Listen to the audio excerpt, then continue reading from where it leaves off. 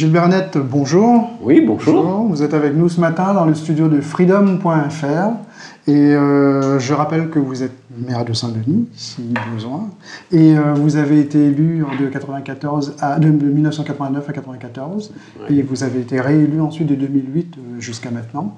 Donc, ma première question, est-ce que vous serez candidat en 2020 ?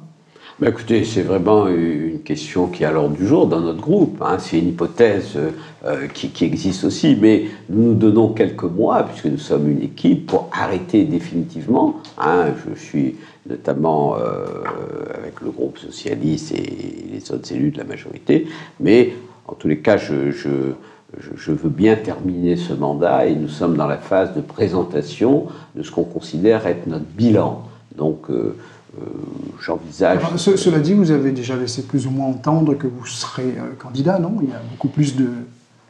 Sauf que la décision n'est pas prise, puisque nos collègues vont se positionner. On attend aussi de voir un peu qui est sur la scène, d'observer les choses. Moi, j'accomplis mon mandat jusqu'au bout, puisque moi, je suis dans la pièce, je travaille tous les jours à répondre à la demande des dionysiens et surtout à réaliser au maximum le projet que j'avais présenté, le programme que j'avais fait. Donc, je suis absorbé par cela. Et puis, nous réfléchissons évidemment à l'échéance qui vient. Mars 2020, c'est dans quelques temps, mais je pense qu'en septembre-octobre, nous annoncerons officiellement non seulement les candidatures, mais l'ossature, la tactique, la stratégie, etc. Oui, Philippe Leconstant, qui se présentera à Saint-Benoît, il a tenu une conférence de presse la semaine dernière.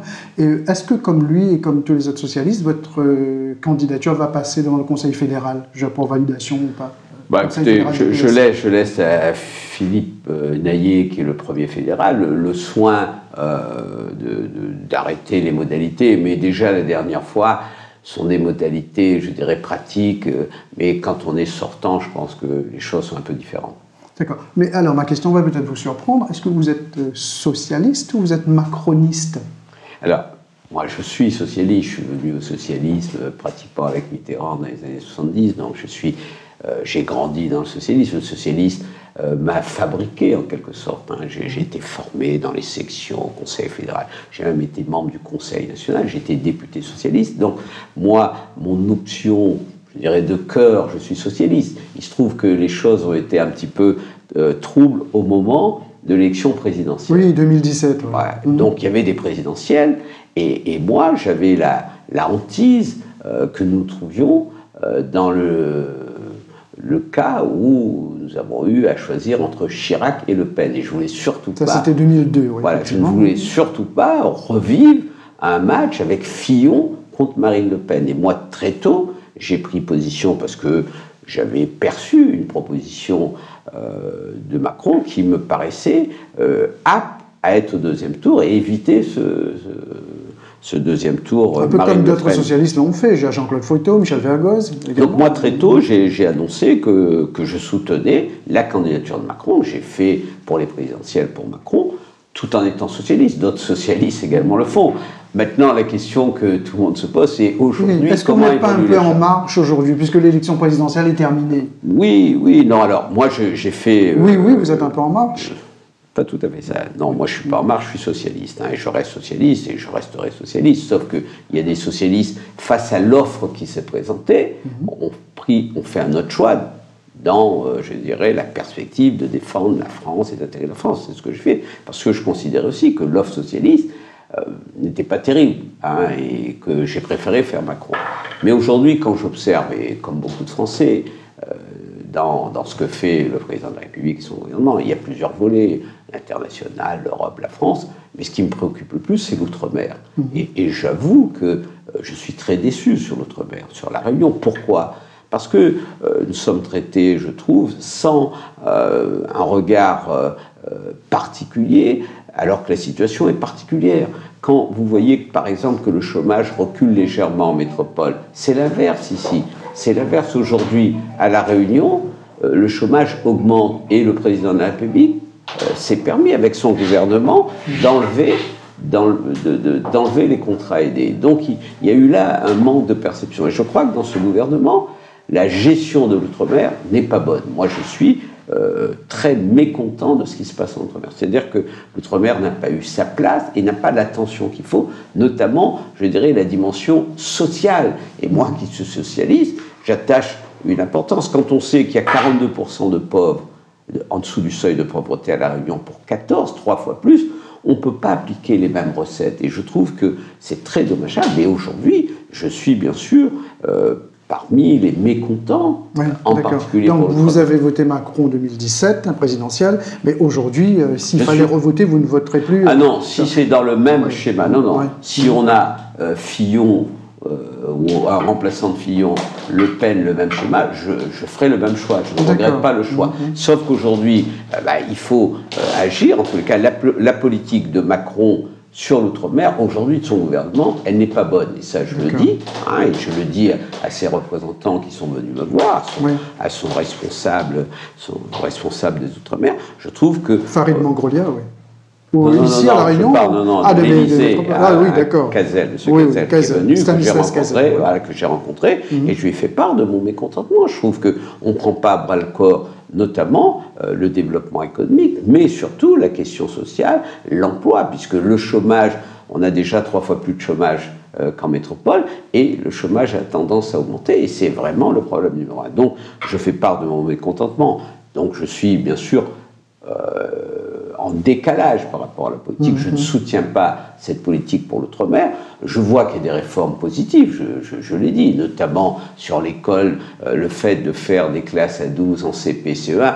J'étais le premier, je suis. Il y a des bonnes réformes, donc quand il y a des bonnes réformes, je le dis. Mais globalement, la politique de l'outre-mer du gouvernement et du président Macron, pour moi, elle n'est pas bonne, elle n'est pas à la hauteur des enjeux, elle ne répond pas, et je pense que la crise des Gilets jaunes l'a révélé. Il y a une situation particulière à La Réunion, et le gouvernement ne prend pas la mesure et n'apporte pas les solutions. Donc je le dis, chaque interlocuteur, je l'ai dit également au préfet que j'ai reçu lundi, je trouve que le gouvernement doit faire d'autres efforts. D'accord, raison pour laquelle, aux dernières européennes, vous avez soutenu Glucksmann, le candidat socialiste. Non, pas précisément. J'ai pris du retrait, je me suis gardé de prendre position. Pourquoi ? Parce que je coordonne une majorité où il y a au moins 3 sensibilités. Bien sûr, les socialistes sont les plus nombreux, il y avait les écologistes, mais il y a les écologistes avec le responsable local, M. Marchaud, et on a un petit groupe LRM au sein de la municipalité.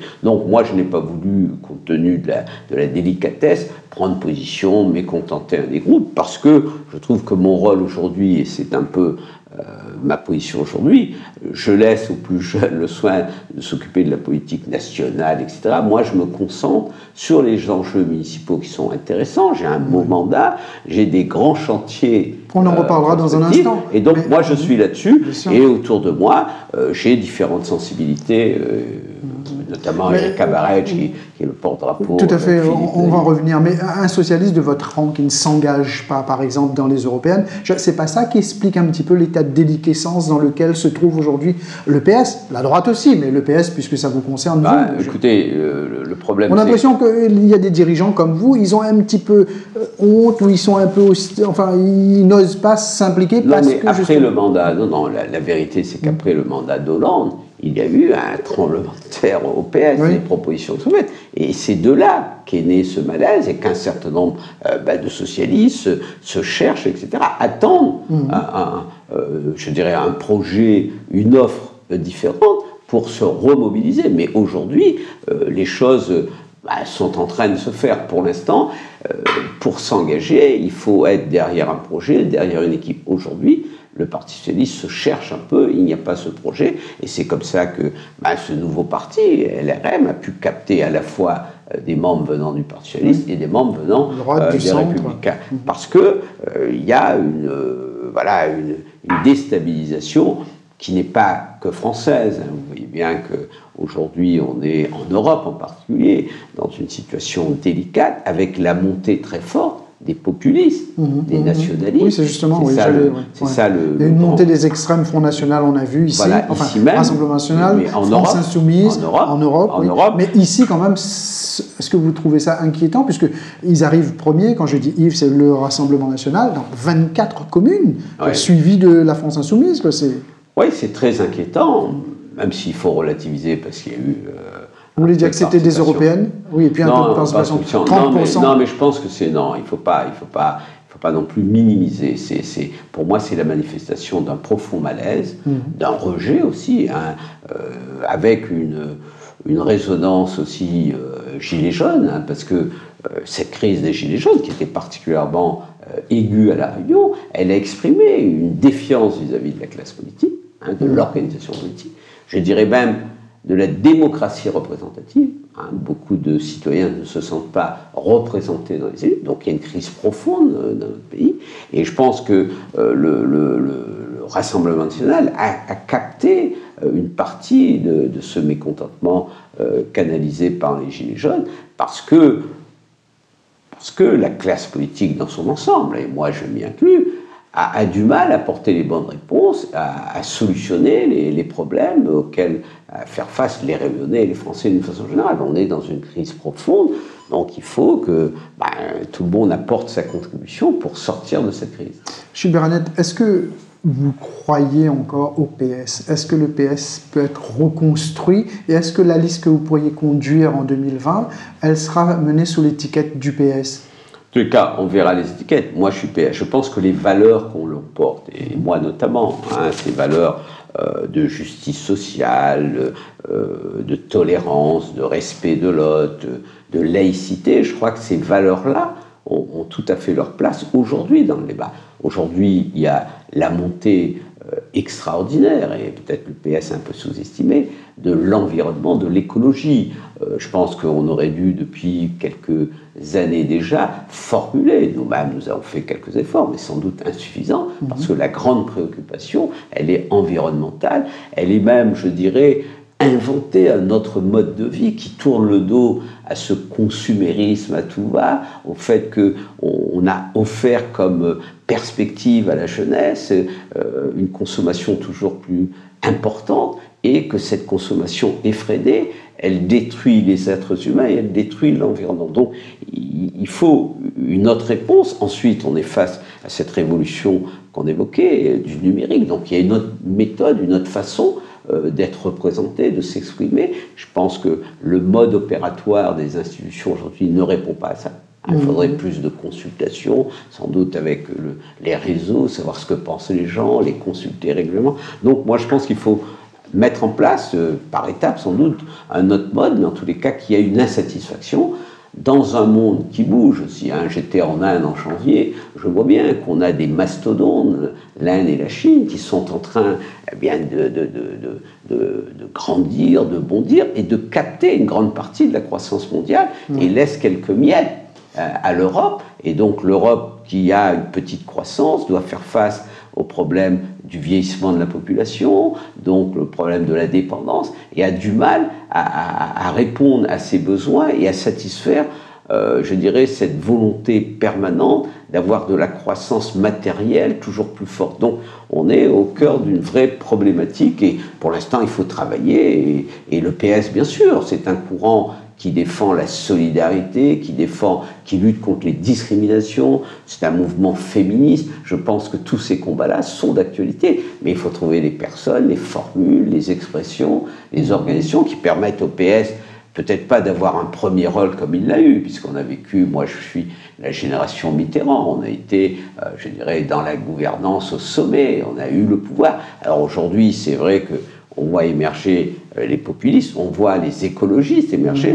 Alors peut-être qu'il y a à reconstruire des majorités autour de ces valeurs. Mais vous nous disiez il y a 3-4 minutes que vous allez vous concentrer sur les dossiers municipaux, sur les chantiers. Sur les chantiers, effectivement, municipaux. Beau projet de Sani. Voilà. Mais est-ce que cette liste en 2020, c'est vous qui la conduirez ou c'est Erika Barège? Parce qu'on entend ça aussi. Non, mais c'est vrai qu'Erika Barège est politiquement un peu le leader aujourd'hui politique. Hein. Dit, moi, je rappelle Erika Barège qui est députée de la première circonscription. Voilà. Donc, et qui est sur donc on est en travail en permanence. Donc on va arrêter l'organisation entre elle, moi éventuellement, mais on est aussi en contact avec d'autres organisations pour voir comment on va se faire, et on se mettra d'accord pour pas, je dirais... Quelles organisations par exemple? Non, mais on prend des contacts avec des associations, des mouvements. Pour l'instant, comme c'est pas abouti, on ne va pas trop les mettre sur la table, mais ça ne va pas tarder. Mais quoi qu'il en soit, on ne peut pas nous annoncer des choses et aller voir les gens. Donc il faut qu'on travaille avec les personnes. Erika Barège ne sera pas candidate au régional? Elle ne mènera pas une liste au régional de 2021? Il faut faire les choses par étapes. Oui. Bon, vous savez bien,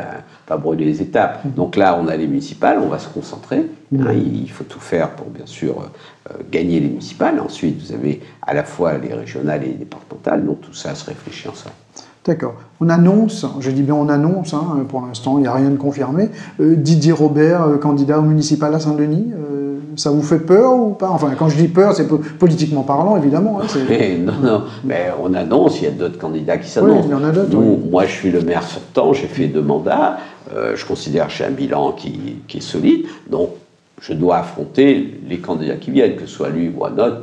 Je ne me prépare à affronter le candidat qui viendra. D'accord. On a déjà consommé 15 minutes de notre temps, il nous en reste 15, Monsieur Annette. On va parler vraiment Saint-Denis et notamment de l'actualité dionysienne, si je puis m'exprimer ainsi. Il a été beaucoup question, on l'a vu dans la presse, dans une certaine presse ces derniers jours, d'un rapport de la Chambre régionale des comptes qui parle de CDIsation des agents municipaux, et apparemment ça serait fait sur des bases illégales. Oui, alors... Effectivement, c'est un sujet profond, et il faut bien le comprendre. Si vous voulez, aujourd'hui, le droit voudrait que l'on recrute systématiquement des fonctionnaires, des agents parlementaires. Or, pour une mairie comme moi, recruter des fonctionnaires, c'est recruter des personnes indexées à 53%, donc qui coûtent très cher, et c'est faire un appel à candidature, et je pourrais... recruter des gens qui viennent de métropole notamment. Donc nous avons choisi une autre voie, et ça coûterait très cher au budget municipal. Mais c'est la loi française, je dirais métropolitaine, qui colle au contexte métropolitain, parce qu'il n'y a pas la majoration en métropole. Or, nous avons la majoration de 53%. Si je devais systématiquement recruter mes cantinières, mes ASEM, mes employés en recrutant des fonctionnaires, le budget ne tiendrait pas, et il serait du type du budget de Fort-de-France. Et j'ai précisément rencontré le maire de Fort-de-France à Kigali il y a 10 jours, et j'ai échangé avec lui sur ce sujet. Il me disait qu'à Fort-de-France, le budget du personnel représente 75% du budget de fonctionnement. C'est-à-dire qu'il reste très peu. Nous, c'est 55%. Et si je faisais comme Fort-de-France, je consommerais 40 millions de plus par an là-dedans, c'est-à-dire que sur 10 ans, 12 ans, c'est 500 millions. Or, cet argent, moi, je l'utilise pour les Dionysiens.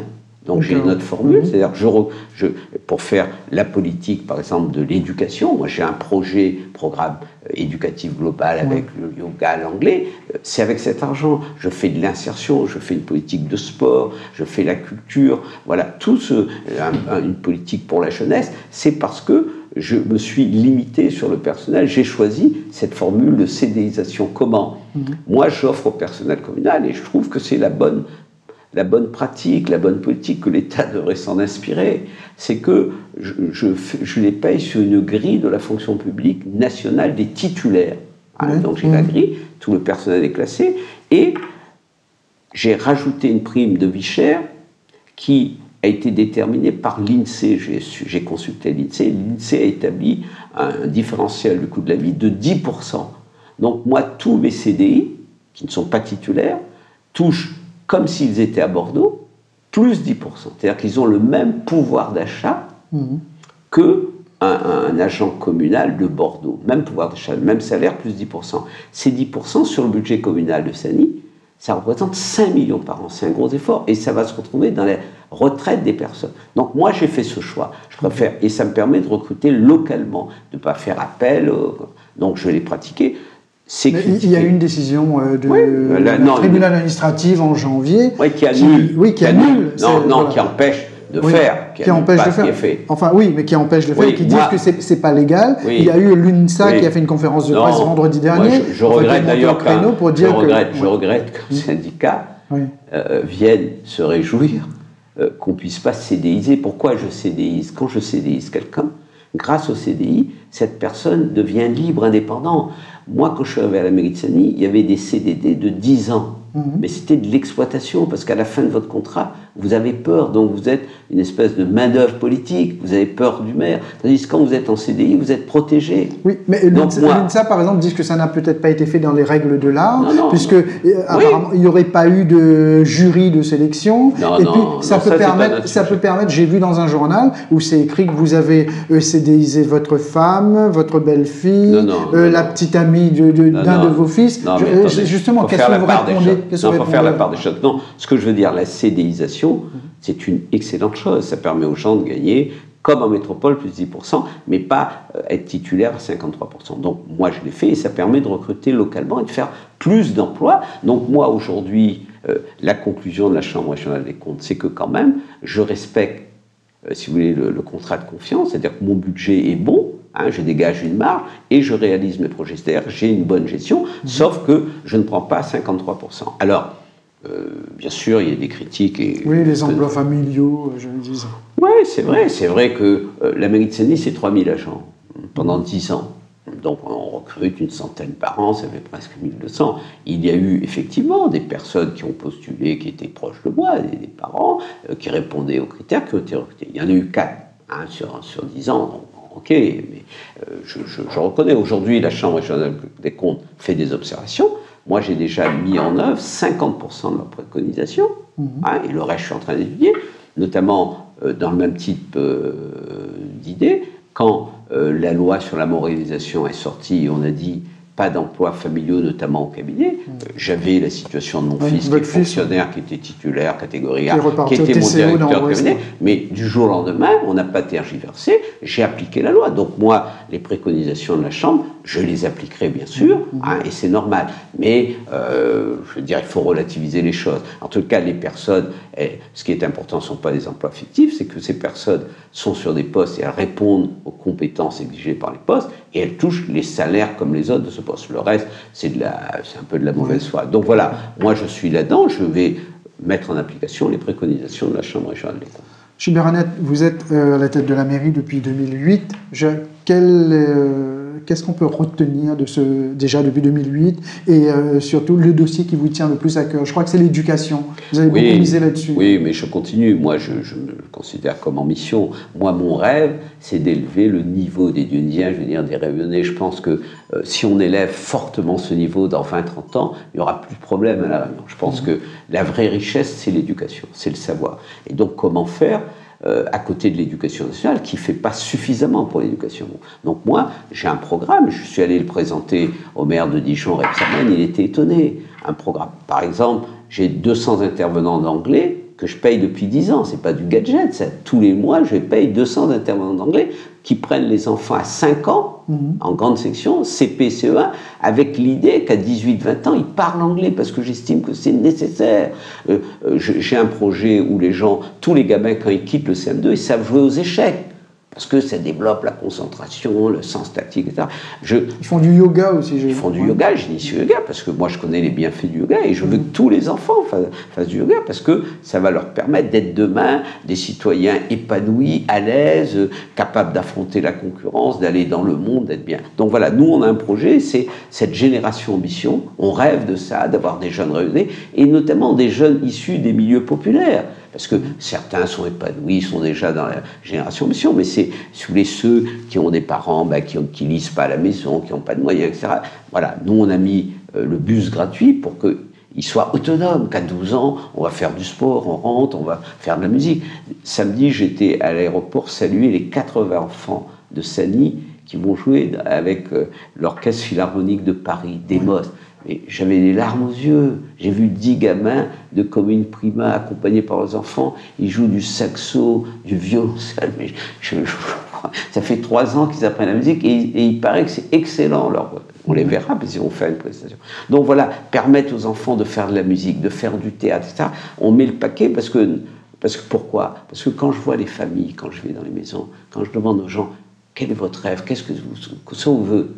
Il dit, mais il veut la réussite de mon enfant. Il me dit, mais ça, il ne faut pas vous avoir 3 rêves, mais si vous veut ce rêve-là, m'y aide, m'y fait ça pour vous. Et moi, je suis convaincu, ça fait 10 ans qu'on le fait, que ça va continuer, et je vois bien les résultats. Pourquoi le parallèle à ça? C'est que, je pense un peu grâce à ça, Sani a le plus faible taux de délinquance de toutes les villes françaises. C'est énorme, toutes les villes comme Senit, 150 000. Moins qu'à Dijon. Grâce aux médiateurs? Entre autres, mais grâce aussi à l'éducation, à l'épanouissement des jeunes, au sport, à la culture, dans les quartiers. Quand vous avez des bonnes choses à faire, quand vous avez du rêve, vous n'allez pas voler, enquiquiner les gens, aller en prison. Donc voilà, cette politique, elle porte. Vous savez qu'aujourd'hui, on est à moins 17% depuis le début de l'année. L'année dernière, moins 7. En 2 ans, moins 33. C'est excellent. Être la ville française où il y a le moins de délinquants, et on va continuer à travailler, c'est déjà un résultat. C'est parce qu'on a cette politique. J'ai 200 chantiers d'insertion, c'est-à-dire des chômeurs qui viennent. Donc c'est toute cette dimension humaine qui est importante. Et nous sommes là-dessus. Nous pensons que pour réussir la réunion, il faut réussir le réunionnais. C'est le réunionnais qui fera la réunion. Il ne faut pas mettre la charrue avant les bœufs. Et nous, il veut développer cette jeunesse, et on est en train de le faire. Et moi, quand je lis un peu dans la presse ces réunionnais de l'étranger, je suis émerveillé, parce que ce n'est pas notre génération. Hein. Ces gamins qui sont en Australie, à Hong Kong, tout ça, me disent, mais c'est fantastique. Et le rêve est en train de se faire. Mais pendant ce temps, par exemple, le centre-ville, quand on regarde le commerce, etc., mais on a l'impression qu'il manque un peu quand même d'animation. Il y a des projets qui ont été mis de côté, Pôle Océan, etc. Non, parlons alors, le centre-ville, vous avez raison, mais c'est le problème de tous les centres-villes français. Moi, j'étais à La Rochelle, ça, il y a un vrai problème. Je ne vais pas trop m'éterniser, avec deux problèmes.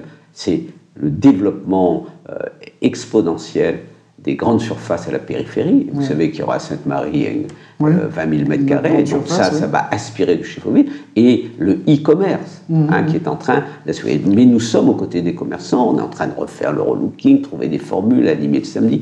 On se bat avec eux, mais c'est un combat difficile, donc on est là-dessus. Et vous parlez de... Oh non, je parlais aussi, par exemple, vous me parliez de les parents, ce qu'ils veulent, c'est la réussite de leurs enfants, tout ça. Mais pendant ça, il y a aussi des parents qui cherchent un logement et qui n'ont toujours pas de logement. C'est quoi la politique du logement à Saint-Denis? Alors nous avons inscrit 500 logements sociaux avec les partenaires, quand nos prédécesseurs faisaient 250. Donc on a doublé et on a livré 4000 logements en 8 ans. Donc on est là-dessus.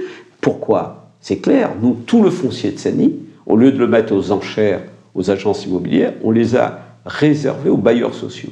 Donc nous, on a fait du logement parce qu'on a consacré notre foncier disponible aux bailleurs sociaux, parce qu'il y a encore aujourd'hui, vous avez raison, 4-5 000 demandes à Saint-Denis, et on a 400-500 logements, 500-600 logements par an. Donc nous sommes là-dessus, mais au contraire, nous sommes très volontaires, nous faisons 2 fois plus de logements que faisaient nos prédécesseurs. Mais il y a bien sûr une crise du logement à La Réunion, et Saint-Denis fait partie de La Réunion dans ce domaine. Vous finissez votre mandat en 2020 et vous allez sans doute repostuler. Mais quel est le dossier que vous regrettez, que vous n'avez pas pu finir, un projet que vous auriez aimé concrétiser? Alors, c'est vrai que moi, je fais le bilan en ce moment et je passe en revue 20 engagements. Et sur les 20, nous avons engagé, pas fini, 18. Donc, je suis à 90% d'engagement. Alors, il y a 2 projets qui sont tombés. Il y en a un qui s'appelle le SWAC, qui devait être fait avec Suez, et Suez a renoncé, donc c'est un beau projet de climatisation avec l'eau froide de la mer, c'est tombé à l'eau. Nous avons un projet qu'on réalise à moitié, sur les éco-box, on a prévu 200, on va en faire 100, parce que ça dépend des demandeurs, de la qualité des projets. Puis il y a un autre projet où on est en moitié de réalisation, mais 90% de nos engagements vont être tenus. Donc là-dessus, on est confiant dans l'appréciation du travail. On a beaucoup fait. Mais pour revenir sur le projet Espace Océan, il faut dire, ce projet, il est ficelé depuis quelque temps. Et sachez-le, on est pris en otage par un recours en justice. Une personne, et c'est ça le droit français, une personne qui fait un recours, l'affaire est en instance au tribunal, puis il appelle, donc on attend la fin de ce recours pour que les banques débloquent. Mais tout est ficelé, les permis sont là, tout est là, les négociations avec, bien sûr, les groupements de construction, tout ça est ficelé. Donc la Sodiac et surtout ICAD attend la fin. Et vous le savez bien, la vitesse, le temps judiciaire n'est pas le temps des promoteurs, et moi je suis très malheureux de ça, mais nous attendons ce beau projet avec des logements, avec un hôtel, avec une crèche, avec des commerces, des bureaux. Il attend maintenant la fin de ce dernier recours. Les promoteurs ont réglé une dizaine de recours, il en reste un. Donc on est suspendu à ce recours qui doit passer au tribunal administratif et à Bordeaux. Donc dès que ce recours sera fait, on posera la première pierre et Espace Océan sortira. Donc j'ai effectivement ce regret. 18 engagements donc concrétisés sur les 20. On a parlé d'environnement tout à l'heure, mais pourquoi on reçoit toujours des courriers de lecteurs en disant qu'il y a des quartiers de Saint-Denis qui sont sales? Alors, vous parlez de la propreté, on a un gros projet sur la propreté qu'on démarre avec des déchetteries. Ben, il y a des quartiers où les gens sont sales, c'est-à-dire ils jettent la saleté, ils ne respectent pas le temps, etc. Donc nous, on a recruté d'abord 18 ASVP, 2 par secteur, qui aujourd'hui font ce travail de prévention et vont verbaliser. On a augmenté les moyens de nettoyer avec la SINOR, parce que là aussi, et nous sommes en train d'impliquer les bailleurs sociaux, notamment la SIDR qui a beaucoup de fonciers. Il y a beaucoup de fonciers où, justement, la SIDR est en faute. Donc, nous sommes en train de nous attaquer point à point pour enlever les encombrants, les déchets verts, etc. Mais en mêlant la population, on fait des opérations, vous avez peut-être noté, nettoyage de quartier régulièrement, on va intensifier ça. Je viens de Kigali, je vous fais une confidence, 1 600 000 habitants, il n'y a pas un papier par terre. D'accord. Même dans le bidonville. Donc c'est possible. Hein. Ce qui est possible au Rwanda doit être possible à Saint-Denis-de-la-Réunion. C'est tout un travail ensemble. Hein. Ce n'est pas la mairie, c'est aussi les Dionysiens, les associations. Donc nous sommes engagés parce que je suis comme vous. Moi, je veux une ville propre, une ville saine, et que la saleté, c'est aussi la maladie et qu'il faut lutter contre ça. Il reste 1 minute, Gilbert Annette. Vous aurez bientôt 73 ans, vous faites du yoga, vous êtes manifestement en forme. Est-ce que si vous êtes élu, on fait un petit peu de politique fiction en 2020, vous conduirez votre mandat jusqu'à son terme ou sinon vous passerez la main à Erika Barège? Je vais dire, Inch'Allah, vous savez bien, c'est la santé. Moi, je suis en pleine forme aujourd'hui, c'est vrai, mais personne n'est maître de sa santé dans 5 ans, 6 ans. Moi, si je suis impeccable, etc., pourquoi pas? Après, chacun verra le moment venu. Si ça dépend que de la santé physique et mentale, hein, eh bien, moi, je suis en pleine forme et c'est vrai. Je vous donne un indicateur qui je ne veux pas me vanter, mais voyez-vous, en 12 ans de mandat, je n'ai pas eu un jour d'arrêt maladie. D'accord. Hein, voilà, donc il faut faire de la prévention, et moi je suis très me ça. Je ne dis pas pour me vanter, parce que peut-être que demain je suis malade, mais ça veut dire que la santé, c'est un trésor, il faut l'entretenir, il faut faire avec, et moi je suis heureux que les astres, la nature et moi-même, je me compose pour que je n'ai pas eu un jour d'arrêt, j'ai pas eu d'arrêt maladie en 12 ans, donc ça veut dire que ma nature me permet de faire des choses et de continuer à faire des choses. Les astres, un bon alignement des planètes certainement aussi. Merci beaucoup Gilbert Annette d'avoir été notre invité. Merci. Moi je vous retrouve jeudi prochain. Merci.